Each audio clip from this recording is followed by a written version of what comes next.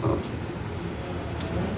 के कार्यक्रम के अध्यक्ष परम आदरणीय महेश चंद्र द्विवेदी जी, मुख्य अतिथि आदरणीय डॉक्टर विद्या सिंह जी, वरेण्य समागत आदरणीय डॉक्टर उषा सिन्हा जी, डॉक्टर सुल्तान साकिर हाशमी जी, विशिष्ट समागत डॉक्टर दिनेश चंद्र अवस्थी जी, जो हमेशा है तो अग्नि पंक्ति वाले रहते हैं, पर्दे के पीछे रहने की कोशिश करते हैं। देखिए पीछे सब इतने बड़े संस्थान चलाए उन्होंने, लेकिन हमेशा पीछे रहते थे, जबरदस्ती पकड़ के आगे करना पड़ता था कि फोटो खिंचा लीजिए। डॉक्टर दिनेश चंद्र अवस्थी जी और इस कार्यक्रम का संचालन कर रही मंजू सक्सेना जी,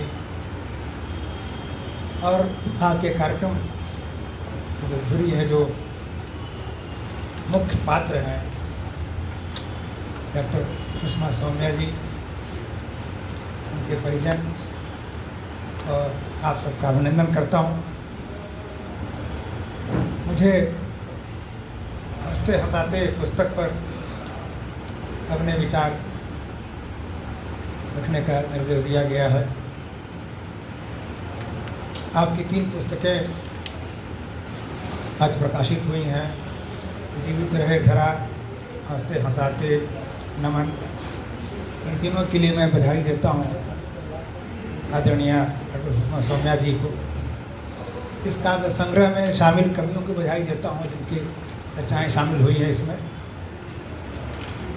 देखिए, कहते हैं कि आदमी की जो मूलभूत आवश्यकताएं क्या है, रोटी, कपड़ा, मकान, ये मूलभूत आवश्यकताएं हैं, लेकिन अस्तित्व के लिए ये पर्याप्त नहीं है।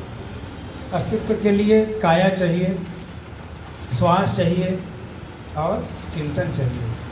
तीनों की आवश्यकता होती है, काया, श्वास और चिंतन। और तीनों तरह की पुस्तकों में जो लोकार्पण आज हुआ है, तो एक तो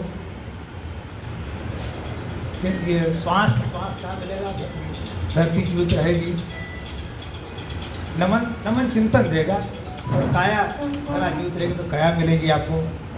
और जो चिंतन है, मस्तिष्क हंसते हंसाते, अगर नहीं हंसेंगे तो फिर जीवित नहीं रह सकते आप। तो तीनों पुस्तकें हैं, तीनों का समन्वय है अस्तित्व के लिए। हास्य पर हंसाना आसान होता है, लेकिन मतलब बोलने पर तो हंस सकता है कोई, लेकिन हंसने पर बोलना हो तो कठिन काम होता है, जो मुझे आज करना है।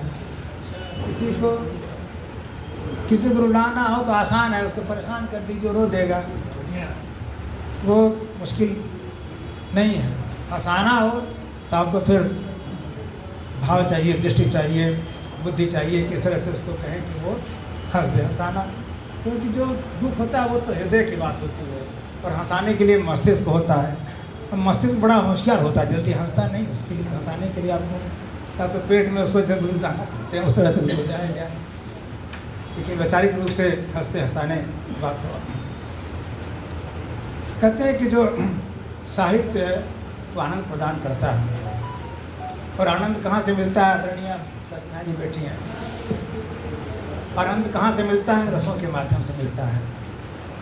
रस भी कुल 8 रस थे, लेकिन एक 9 रस भी जोड़ दिया गया है। श्रृंगार रस, वीर रस, करुण रस, रौद्र रस, अद्भुत रस, भयानक रस, विभत्स रस, हास्य रस और शांत रस भी है। 9 रस में शामिल है उसमें।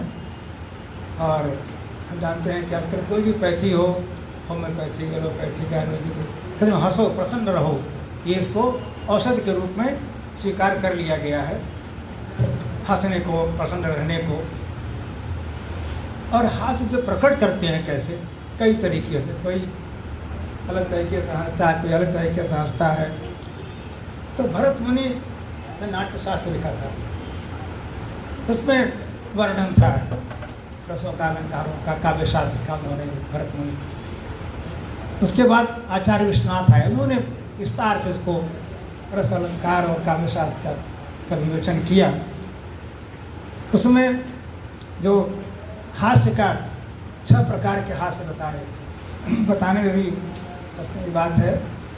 कई तरह के हंसी देखा होगा आपने, लोग हंसते हैं, कुछ ऐसे हंसते हैं कि पूरा हिल जाता है, पूरा महफिल हिल जाती है। तो कि स्मित हास्य है पहला, 6 हास्य में स्मित हास्य। इसमें ऐसा हंसते हैं कि मुंह बंद रहता है, दांत दिखाई नहीं पड़ता, मुंह बंद करके हंसते हैं, स्मित हास्य होता है। थोड़ा हंसित हास्य होता है, थोड़ा दांत दिखाई पड़ता है, हंसते हैं लेकिन थोड़ा दांत दिखाई पड़ता है उसमें। तो वियसित हास्य, मधुर स्वर में थोड़ा खुल के हंसते हैं लेकिन स्वर मधुर होता है। फिर उपहसित हास्य है, जैसे चुटकी लेके व्यंग में किसी को हंसे तो उपहसित हास्य। एक अपहसित हास्य है, अट्टहास करते हुए हंसते हैं लोग, तो वो अपहसित हास्य है। एक अतिहसित हास्य है, ठहाका लगाकर हंसना, जोर जोर से पूरा शरीर हिल जाए। इच्छा हास्य का वर्णन आचार्य विश्वनाथ ने किया है। 7वां है, मैंने जोड़ रखा उसमें है अपनी तरफ से, रावण हंसी।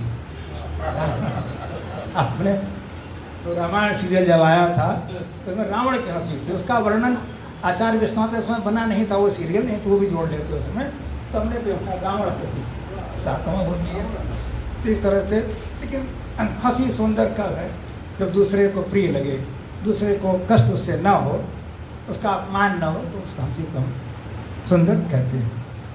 अब इस पुस्तक की बात करते हैं, जो कृति है हंसते हंसाते, यह विपुल वर्मा जी की 8वीं कृति है। 7 कृतियाँ पहले प्रकाशित हो चुकी हैं और इस कृति को अपने जीवन काल में उन्होंने लिख रखा था और उसकी भूमिका भी लिख रखी थी। इसका प्रकाशन आदरणीय अशोक कुमार जी ने कराया है और शायद आप लोगों को मालूम हो, वो जो बड़े बड़े ज्योतिषी थे बहुत बड़े, उनको अपने मृत्यु का पूर्वाभास था और ये खुशी की बात है कि उनका जो ज्योतिष ज्ञान है, उनकी बिटिया और दामाद उसके विरासत में लेके आगे चल रहे हैं और काफ़ी आगे वो पहुँचे हुए हैं इस ज्योतिष के क्षेत्र में, उनके बेटी और दामाद।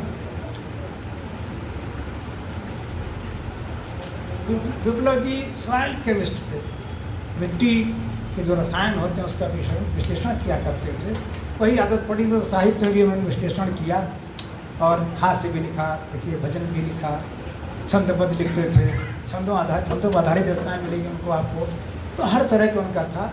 और अनूप श्रीवास्तव जी के नाम सुना होगा आपने, अनूप श्रीवास्तव साहित्यकार, उनकी पत्रिका निकलती थी अट्टहास, उसके मौसमी रंगत स्तंभ के स्थायी स्तंभकार थे, स्थायी रूप से लिखते थे विप्लव जी। ये इनका आयाम सामने नहीं आया था हम लोगों के। तो इस हंसते हंसाते कृति में कुल 67 रचनाएँ हैं।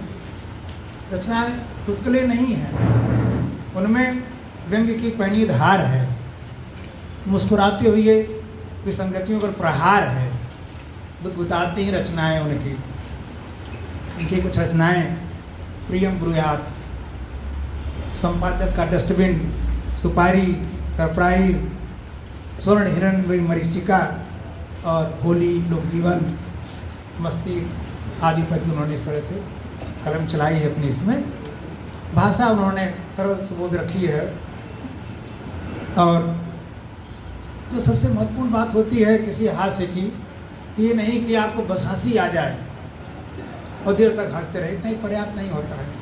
हास्य जो सही हास्य है वह है जिसमें आप हंसने के बाद सोचें काफ़ी देर तक कि क्या बात कह दी गई थी, हंसने के साथ सोचने की विवश आप हों कि इसमें कौन सी बात गंभीर कह दी गई थी। तो उस तरह का की रचनाओं में मिलेगा आपको।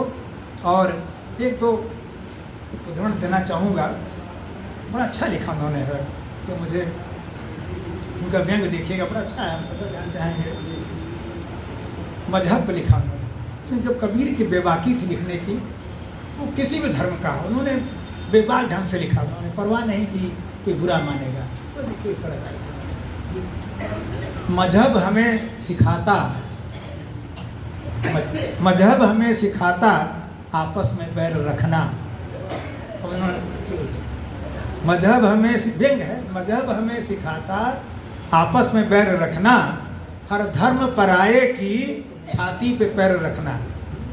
व्यंग है, व्यंग कर रहा है, ये सोचने पर कि इतना करारा व्यंग। हर धर्म पराये की छाती पर पैर रखना, अपना यही रिलीजन दूजे को गैर रखना। अपना यही व्यंग है, अपना यही रीजन, दूजे को गैर रखना। कुछ आरती ही रट लो, सबको पैंक किया, छोड़ा नहीं किसी को। कुछ आरती ही रट लो, माथे तिलक लगा लो, बिना समझे मंत्र बोलो, घंटा जरा बजा लो। मुश्किल है धर्म जीवित, इनके बगैर रहना। व्यंग, मुश्किल है धर्म जीवित, इनके बगैर रहना रखना। फिर देखिए, जो बोल दे मौलाना, उसी डगर पे जाना। जो बोल दे मौलाना, उसी डगर पे जाना। बस आंख बंद करके उनके वचन को माना। बस आंख बंद करके उनके वचन को माना। हे अंध से विश्वासों, रास्ते की खैर रखना। हे अंध से विश्वासों, रास्ते की खैर रखना। दंगा फसाद सारे हैं धर्म के सहारे। दंगा फसाद सारे हैं धर्म के सहारे। हे ईश हे खुदा रे, क्यों भक्त जाते मारे। हे ईश हे खुदा, कितना करारा व्यंग है। हे ईश हे खुदा रे, क्यों भक्त जाते मारे। हज जाओ तीर्थ कर लो, भटकी से सैर रखना। मजहब हमें सिखाता आपस में बैठना। और